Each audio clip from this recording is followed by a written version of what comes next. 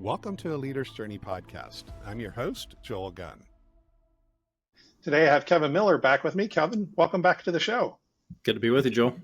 I can tell from watching you on LinkedIn, you are quite a busy man, so I really appreciate you giving some time to this episode.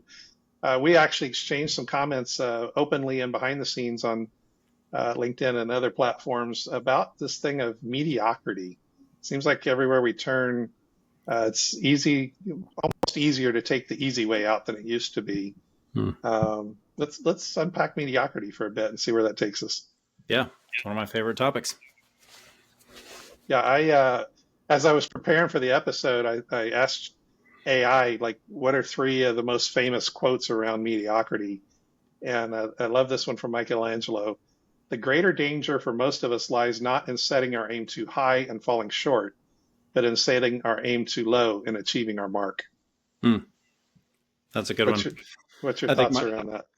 Yeah, that's really good. I think it's the same undertones as my favorite one from the great philosopher from the Beach Boys, Brian Wilson, where he said, "Beware the lollipop of mediocrity, because if you lick it once, you'll suck forever."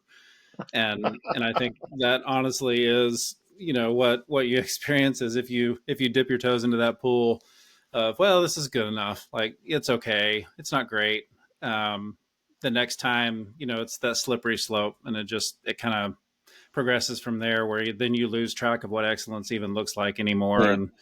And so yeah, I think it's the frame of reference that can slide pretty quickly. But I think it's, there's lots of things that have come out of the business world around this, around measurement, and, you can't expect what you don't inspect. And there's a lot of great, like slogans and taglines that we throw around mediocrity. But, I think for me, being in marketing, it's plaguing our industry, but it's interesting as I look around and people in other industries, they're sharing the same complaints and observations that I am around the marketing function and advertising and marketing.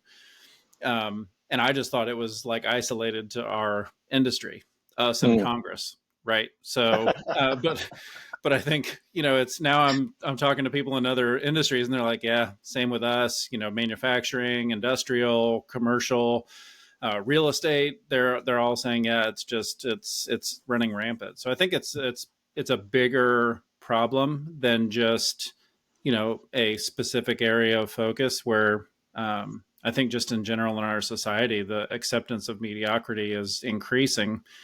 And I think we as a society and as a culture are losing track of what excellence looks like. I'm a root cause guy, right? And you are too. What are some of the root causes to mediocrity? What comes to mind as you think about, like, you don't just, maybe according to, the great philosopher you quoted earlier, you lick the lollipop once and you're in. But it feels to me, and in real life, it's almost this gradual slide that you don't realize you're sliding into mediocrity. And then one day you look back, and if somebody brings the mirror, you're like, oh my goodness, how'd I get this far? Yeah, it's because you get away with it, right? Like if you start to get away with mediocrity and it doesn't really affect you in a severe or noticeable way, then there's nothing that course corrects. And I think that's what you see. I think the other thing that is a huge contributing factor to this is we're so afraid to offend. We've lost the art of healthy conflict. We've lost the art of pushing back and asking the question behind the question and pushing in and poking on things. And because we've lost a little bit of that art, because we're so afraid to step on somebody's toes, we're so afraid to crack an eggshell, that we don't even understand each other anymore. And so at the risk of, offending, we've pulled back from pushing for what's truly excellent, which then just completely opens the door wide open to the sense of mediocrity slipping in, and that being the new status quo or the norm. And so, and again, if mediocrity meets mediocrity, there's nothing to bounce against. And so if you don't have, if you're in a business and you don't have customers calling you out on your mediocrity, or if you don't have a group of people around you calling out your mediocrity, or you don't have an example of excellence to compare to, then again, that frame of reference just starts to slide and you lose track of, are we mediocre or are we excellent? And I think we all throw around, like, especially I see this in commonly in core values of companies and organizations, is excellence. And then you start to dig deep and examine, and they're very much not living out that core value. But again, they don't have anybody to bounce against. So with fresh perspective, somebody they're calling in, like consultant or an agency like us, to come in and point those things out, then they're like, oh yeah, now I do see it. But there's like this filter or haze that slips down, a veil that they live behind of, we're excellent. And then until you get called to the carpet on whether you are or not, there's nothing to compare to. I'm sure you run into this a lot as you're out in the field, and hopefully less and less, but you get called into a scenario and you point out that they're less than excellent, and their first reaction is like, no, we've always been excellent. We defined excellence, and that's us, and we are the very epitome of excellence. So back to your point earlier about those candid conversations where you're calling them out, hey, y'all are falling short of world class. Mm-hmm. You may think it's excellent, but when I compare you to these others, you guys have slipped. Leaders often get offended, that how dare you call their organization less than whatever they proclaim. Yeah. Well, I mean, we tell every client, if you're going to engage with us, make sure you bring steel-toed boots, because we're going to step all over your toes. We are truth tellers. I'm a truth teller by nature, and it's not from a place of, I can't wait to play gotcha or to call you out on something. It's more of a place of, this is what, you need sometimes as somebody with a fresh perspective and an outside, no bias in their outside perspective to point those things out. But yeah, whenever you call somebody's baby ugly, their visceral reaction is going to be to buck against that. But I think, the more you start to point out the areas where things can be improved or where excellence can happen, and you can begin to eradicate mediocrity, they get really excited about that. Because once you understand where the problem is and you see what the future could look like, or a vision for what excellence truly means, then it gets exciting. But I'm seeing this pattern a lot, Joel, especially with, we engage with a lot of companies or organizations that were once the market leader. So either they created the category, or they were once at the top of the game, and they've slipped, and now other competition has come in and they've been disrupted. They've been put to the side. They've been equalized in the market, and they're wondering why. And like you just said, they're thinking like, but we've always been excellence. We set the standard for excellence. We were the best. We are the best. But when those claims are unsubstantiated and you let things slide and you let things slip, it can be surprising when you're no longer in that seat. And I think, again, these organizations fall victim to what we just talked about at the beginning of this podcast, which is it's a slow and gradual slope. So it's not like overnight they were like, yeah, let's just give up on being the best. There's no like conscious decision that they're like, let's just coast it in from here, or, let's phone in our effort. They're not having those discussions. It's more around just slow slide. And it's those incremental decisions. It's those incremental compromises that are made along the way, that then you look up, year, 5 years, 10 years down the road, and you're like, whoa, what happened, and how do we reverse this? Speaking of what happened, have you noticed any trends? Like, most of the companies you engage with, the way they ended up there was turnover or policy change, or just got lazy? Like, anything that you've seen kind of emerge as a common theme? From a business perspective, one of the big ones that we see is they start to leave the customer out of the conversation. So, when problems occur, or things start to slip, or, they've lost position, or revenue slides, profitability is shrinking, the tendency is to either, one, hire a consultant, or two, get in a boardroom and try to figure it out. And you know, if you're a consultant and you're not bringing in the voice of the customer or doing the research and understanding, let's bring them into the conversation, then your conclusions can also be skewed to whatever you learned from the people in the boardroom. If you just gather your team in a boardroom and you try to solve the problem and you don't include the customers into the conversation, then you're going to be maybe solving the wrong problem. And so I encourage every organization to just truly understand the voice of their customer, be proximate with them, ask the second question. Don't just rely on a big survey with, a 10% participation rate. I don't know how many of my clients and people that I've talked to about, I went and visited some customers and what I learned was incredible. It's like, yeah, because you get proximate and you ask the questions and you get to see what's happening and you get to, kind of double click on some of the things that they're saying and actually see it in real time. And because you get proximate and you're investing that, then those customers are more willing to reveal some of the things that you may not have gotten from a, general survey or just, a big qualitative market research project. So, that's a big one that I'm seeing as a trend now, is people that are learning to lean into their customer groups and build community around their company. They're learning a lot about how to stave off some of that mediocrity. Regardless of the size of the company, so whether you're 50-person shop or 5,000-person organization, is there certain people that need to be proximate with the customer? Like you trust, if you're in a 5,000-person organization, you trust in your salespeople, whatever you call them. Usually, yeah. Proximate to the customer, right?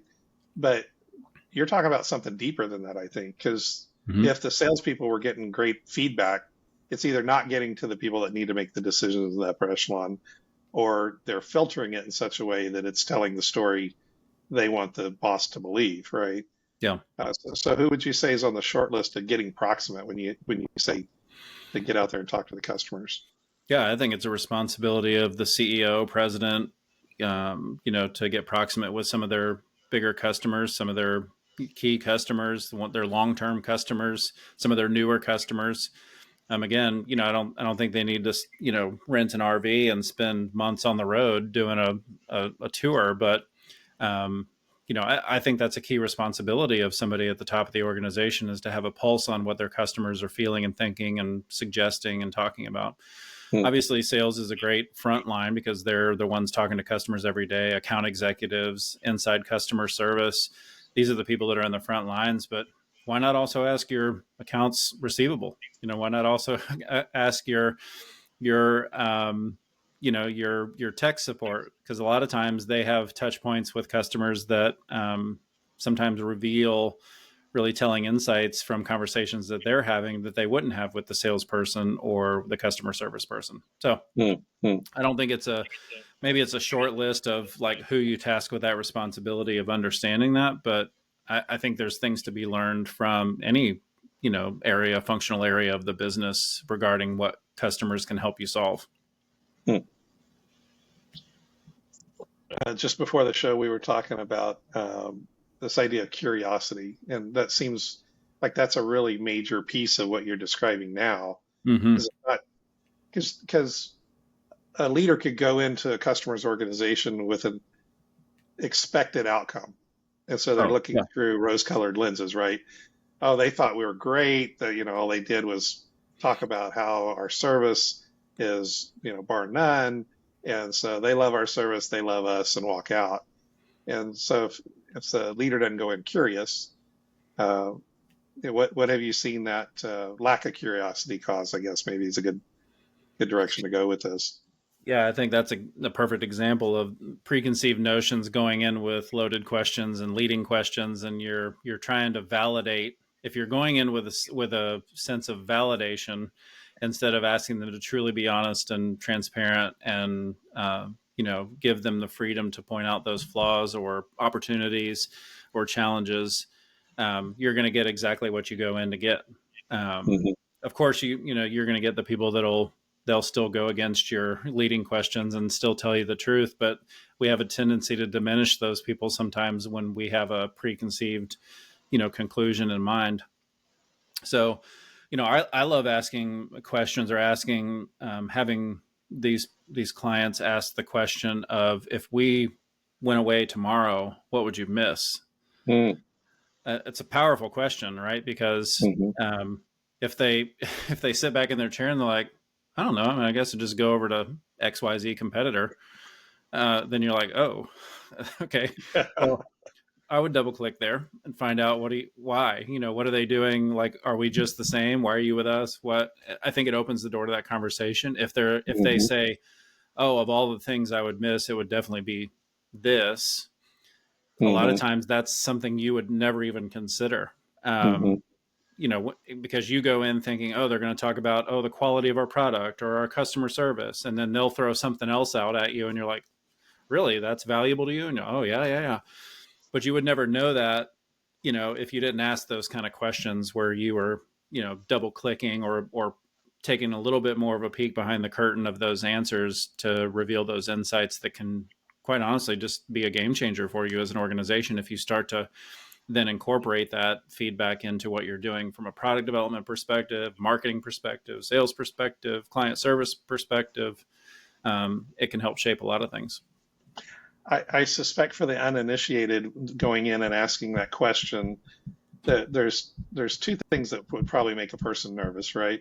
One is they might dawn on them they actually wouldn't miss you. Right. And some have been in that scenario, and it's no fun. So one of the things, Kevin, that you mentioned a moment ago was this idea of surveys. One of the things that drives me personally nuts is I get a survey that you could tell has been crafted to achieve a certain answer, the Right. way the question's written. Do you run into that out in the field? All the time. Yeah, especially if the marketing team is the one that writes it, because they're looking for specific things to pull from it. They're looking for specific um, social proof or statistical evidence of the claims that they're making from a marketing perspective. And it's not leading them to being truthful and honest and transparent around what they're truly experiencing about the brand. So, I think trying to be as unfiltered and unbiased in those surveys and asking questions like dipping into the pool of discomfort to say, what are our flaws? What do we do wrong? What do we get wrong? Um, and learning from that, and still talk about the positives. You don't want the survey to be all about negatives and pointing out all the negatives, because then you introduce doubt into your customer's mind of, why are they asking all these negative focused questions, Mhm. but not asking any questions that would tee up real conversation, and then giving people a way to engage and give their full thoughts around that. Um, it just diminishes the power of what those surveys can reveal and help you shape everything, again, from product development to sales to service to the way that you build, the way that you fulfill your service or your product. Um, it, to me, it's really revealing. And then taking it to that next level again, I love Martin Lindstrom. He's written a ton of books around consumer behavior and how to learn from your customers, and he talks about big data and small data. And you can send a survey out, big data survey, gather all kinds of interesting data that you can use to create conclusions around your business or your organization. But it's the ones that choose to get in front of their customers and see the context around how they're experiencing your product, what they're doing with your product, what the frustrations are with the product or your service. That's where it really is revealing. So it's a combination of both big data and small data. That proximation just is so telling and informative. But there's so many organizations that don't do any of that, and they rely solely, like you said earlier, on their sales team. Like, hey, how are our customers feeling? How are our clients feeling? Great, they love us. It's like, okay, cool, we'll keep doing what we're doing. Um, but they're not incentivized or inclined to bring up anything that could be an area of improvement. Mhm. I would expect that the novice in this process of engaging the customer for genuine feedback would expect that the customer is going to complement your technology or your processes or the harder side of the skilled side of the process. My curiosity is, when you're out in the field, do customers tend to appreciate more those technical things, or do they tend to appreciate more the soft side, the soft skills? This person's, great, makes me feel like, always takes really good care of me, or like, what's your experience been? Yeah, I think it depends on the orientation of the person that you're talking to. So if you go to, like, we have clients that are very technical, engineering focused clients, and so they want to talk about, the support systems and the IT functions and the your user interface and user experience. Like, they want to talk about the technical areas that they engage with, and then you've got the more creative or marketing or sales focused people where it's all about the soft skills. It's, well, you make me feel this way, or, I wish that you could communicate this with us better. Or, so it really is, I think you got to get a good mix of both. And that's why we love when, like, in particular, from our agency, if we go visit with clients in person, because we're a fully virtual agency across the globe, if we go visit with a client in person, we're trying to get as many people in that room together or visit with as many people and get different perspectives. And it's interesting to see, even in those conversations, the different perspectives from even the CEO or the CFO or the CIO, what their perspective is on how we're serving them and the things that we're doing well and the things that we're not doing well for them. It differs. So if you only leave with one perspective, it's not much different than if you launched a big data survey, right? Because you're going to get one data point from the person that filled out the survey, not necessarily from all the viewpoints at that particular organization that you're serving. And I get it. It's tough when you're on a large scale, you're an e-commerce company and you're selling, 50,000 widgets a month on your website. It's a little more difficult to do that, but I still think there's ways to do that, to get proximate and understand really where your customer's coming from in a lot of the areas that you're servicing them with your business. We started, we started this conversation around mediocrity, and I want to go back to that idea of, have you seen mediocrity breed mediocrity? Oh, yeah. Yeah, absolutely. Especially if you, there's this weird dynamic sometimes that happens inside of organizations where you get somebody who's in a leadership position or they're in an influential position in the company and they're okay with mediocrity. They typically will surround themselves with people that are okay with mediocrity. Because if you're okay with mediocrity, you don't want to be exposed for your mediocrity. So you're typically like bringing in people that, and you see this a lot where everybody likes each other, right? It's comfortable work environment and everybody really likes each other and they get along great and they have a lot of fun together, but the results may not be there, right? And so again, how do you hold somebody accountable as a leader? If you accept mediocrity and you're okay with mediocrity and you sign off on mediocrity, how do you hold somebody else accountable to excellence? And this is where core values come into play. So if you're going to put excellence on the wall, and a lot of companies do, then how are you filling in the sentence of, hey, you demonstrated excellence when you fill in the blank, and alternately to that, you know what, I'm disappointed because you didn't demonstrate excellence when you didn't XYZ. If we can't fill that in on our core values with that excellence core value, how are we holding people accountable to that if we're not living up to that as a leader? So I think it stems from the leader in an organization that if they're okay and condone mediocrity, it's really difficult. Even if somebody wants excellence, they're not going to strive for that. They're not going to aim for that if you set the bar really low for them. Do you think it'd be fair to say that people reporting to a leader are never going to have more drive for excellence than the leader does? Oh yeah, I mean, I you've probably heard this a million times too, but a CEO going, why can't they all just like care as much as I do, or why can't they just like why do they not just do all the things that I do? Why do they not stay up until like 3 a.m. worrying about these things? And you're like, well, you're the one at the top of the organization. Right. So, it's difficult. If you find somebody that cares more than the leaders that are leading them, typically those are the ones that get burnt out really quickly and bail and go somewhere else.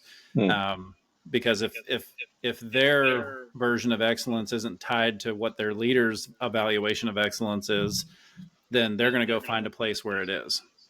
So yeah, I totally agree. I think you're never going to have somebody rise above the level of the next level up of leadership and what they consider to be excellence or quality or, the best of the best or world class. And if they do, they're probably not going to stick around long. They won't be around long. Or senior management's going to recognize that and promote tamp them down. Yeah. Or the guy in between is going to tamp them down, right? Right. That typically is what happens is when they're like, hey, don't be a tryhard, right? I remember my sons when they were playing football there in Texas, and they were talking about, kids calling these other kids on the football team tryhard because at practice they would go full out all the time. And I'm like, yeah, well, those are the kids that are probably going to go on and play in college. So you may want to tamp that down and be like, hey, like don't make us look bad. Don't be such a tryhard. Those are the ones that are going to go on to achieve, and then you're still going to be stuck in the mediocrity. So I always push them. I'm like, the same thing we talk about in business. Practice like you perform, and so it's the same thing for them. It's the same thing in business. As if you expect excellence, then you should expect excellence all the time. Yeah, I remember my first job out of college. Literally, I was there a week or two, and I'm sitting at my station at lunch and just kind of trying to get caught up, so I could contribute to the team, and looking through some policies and procedures and work instructions and whatnot, and just eating my sandwich or whatever, and trying to catch up quick, so I could contribute. And I remember somebody coming back from lunch and go, "Hey, you got to take lunch." And I'm like, "I am taking lunch." "No, you got to leave." I'm like, "Why do I have to leave?" "Well, you're making the rest of us look bad." I'm not trying to. I'm actually trying to help, right? Right. But that was my first exposure to that mentality, and thankfully that didn't stick. Like your sons, it was like, "Dad, this sounds a little weird here, and why is that?" And I recognized it for what it was, and I just took whatever my homework with me to the lunchroom, so. Yep. Instead of staying at my desk. But I heard that in corporate life, this idea that mediocrity begets mediocrity, or if you allow mediocrity, pretty soon your A players are either going to be tempted to just go, well, if the boss is going to let that guy get by with being mediocre, why am I working so hard, right? Yeah. So everybody levels down. And I might as well just enjoy life. I can get my work done. I literally covered for two people one time that I was working about 2 to 4 hours a day and getting the important part of their jobs done, and doing my full-time job, so it's when I hear, that, Musk and Vivek are going to go after, trying to streamline the government. They've got a huge cultural war, and you see that anywhere you go that change isn't welcome. It's more about the cultural acceptance of change than it is the actual effort to get the change done. I would think that's been my experience. What's your thoughts on that?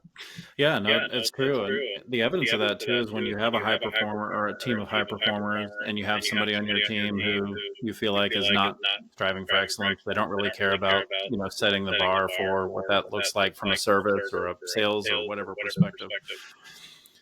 I've walked this through with multiple leaders where they're like, "Oh, if we get rid of that person, like they're liked, and who are we going to fill that seat with? And we'd have to go hire somebody, and then it's a risk. Like, what do we?" But then when you make the bold decision to say, "Okay, that person obviously is not on board with our same vision of excellence or what quality or world class means," and they let them go, the team has the response almost every single time. It's like, finally. Finally got rid of that person. Right? They were dragging us all down, and you guys just didn't see it soon enough. Talking to the leadership. Yeah, performance goes up. Yeah, I don't remember the details, but I read a case study in the last year. Netflix had needed during, a season needed to lay some folks off. And so they laid off the troublemakers or the ones that weren't carrying the weight, whereas Lencioni calls them the lovable slackers. Right. And performance actually went up, output went up, efficiencies improved. And it was just over, removing a few key people that were holding the team back.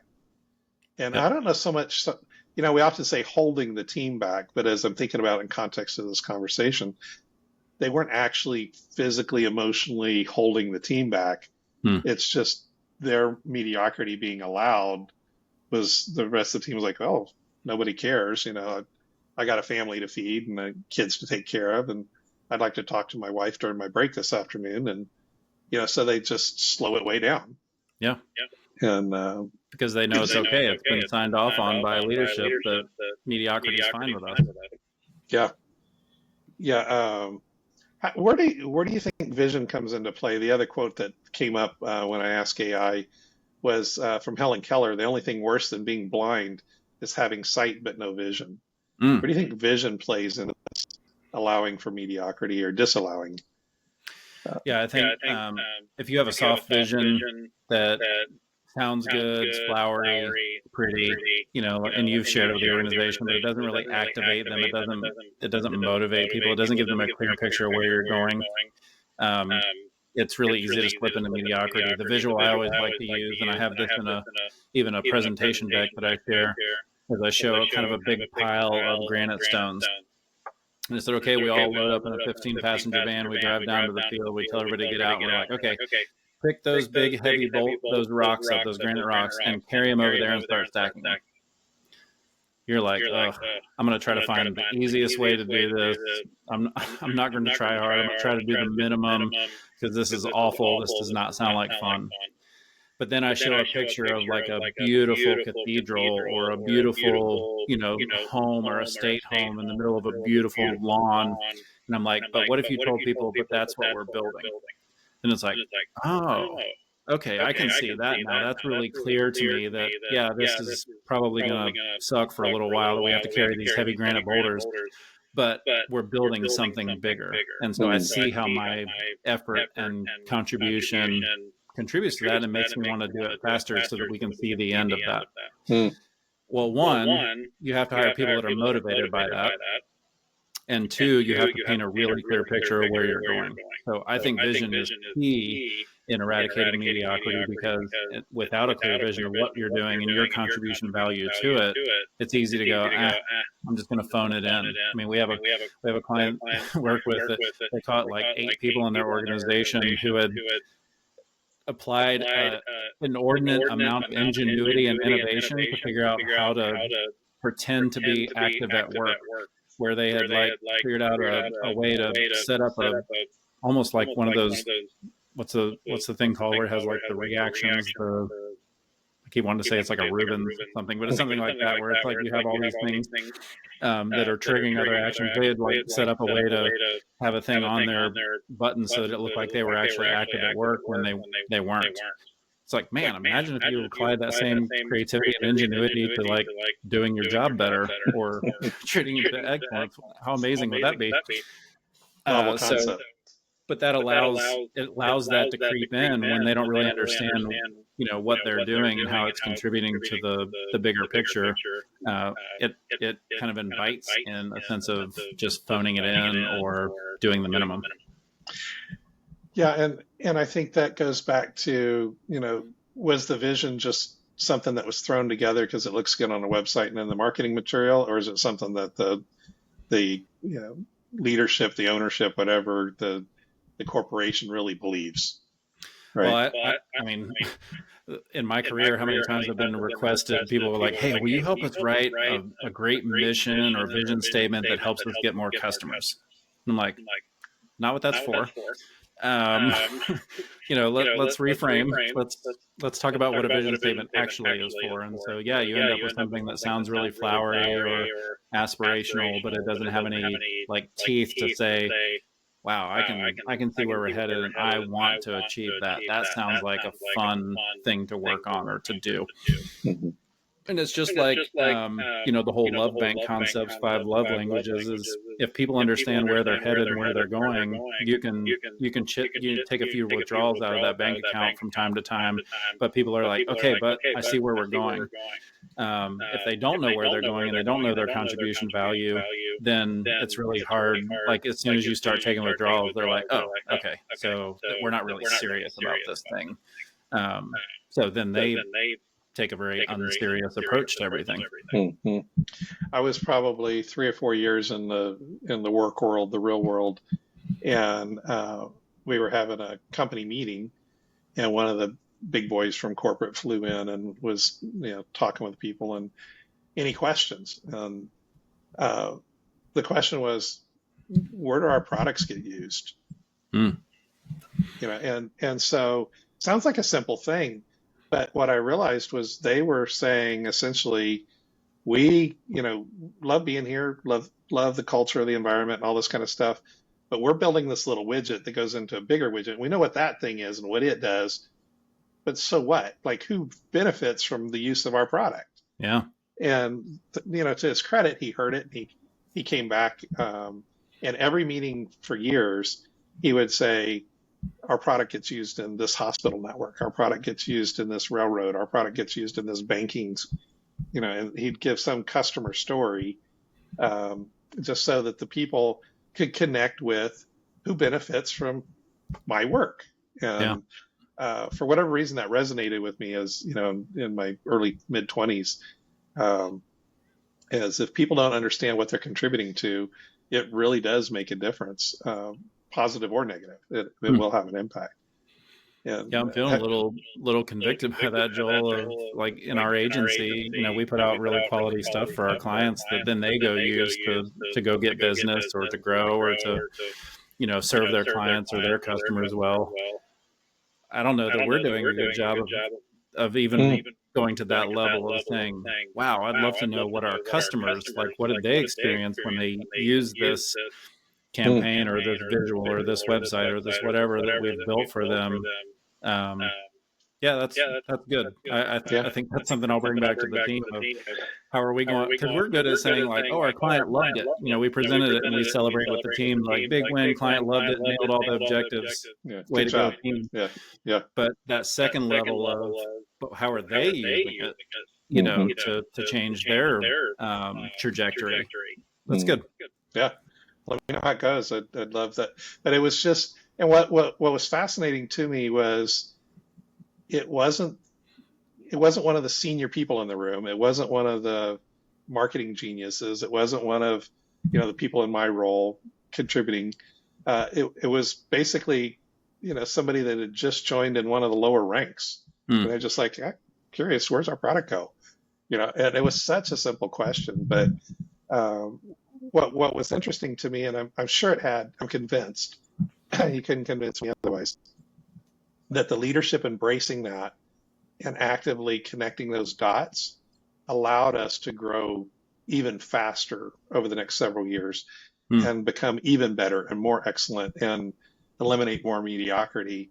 And I think a lot of it was because people caught the vision for, hey, we're not just producing these really cool, best in the world high-tech devices, but these high-tech devices are being used for hospitals to communicate in large cities so that patients are better cared for, or for railroads to pass data up and down so that deliveries are made on time and safer and whatever. And that's beyond just the reports that you share of like for us agency, we're like, oh, our client grew 20% last year, 25% or 50%, whatever like, okay, cool. That's a cool chart to look at. But like you said, but what are they, like, what is that, what are they doing and how are they affecting lives and how are they, serving people? Yeah, I could see how that would just be completely motivational for people and, again, allow you to keep people focused on the bigger picture of what you're doing instead of just, I sit in front of a computer and do this all day. So, and my client loved it. My boss rewarded me. Like, I mean, there's lots of good stuff, right? But going that extra mile, connecting that extra dot, just seemed to really light our culture up. And makes sense. for whatever reason, it stuck with me. Well, Kevin, I've enjoyed the conversation. I know you're in a really busy season, has got a lot of things going on. Just before we went on the air, I was expressing concern for you to slow down, and I'll say that on the air. But anyway, I want to be cognizant of your time and the gift that you're giving us of that time. What are your final thoughts as we land this plane? Yeah, well, first, I always enjoy our conversations, and happy to carve out time anytime. But I think I love that you're talking about this leader's journey, because it's the stuff that we're doing here is, it's not that I've got it all figured out or it's perfected or this is something that I figured out years ago and now I'm living fully into that. I'm learning every day too. It is a journey. So I appreciate that, and I appreciate you highlighting these stories, because I think for me, I could sit here all day and tell you what you should do and what you shouldn't do, but in reality, it's learning from what others have done and gone before. And I can tell you that of all the successes that I've had, there have been equally as many failures that have informed some of these things. Right? Like, I sound so confident and sure of these things, that I've been living into them for decades, but some of these are recent lessons that you just learn on your journey. So I appreciate you highlighting this for different people, because I've learned a lot from it. Failure is one of the ways we get wisdom. Not the most prescribed way, but definitely one of the ways we get there. Right. So, Kevin, thanks as always for sharing your wisdom and maybe helping us keep from tripping up as whoever's tuned into this. Hopefully we'll have you back soon. Thanks for joining us for this episode of A Leader's Journey podcast. If you enjoyed it, give us a thumbs up and remember to subscribe to our channel.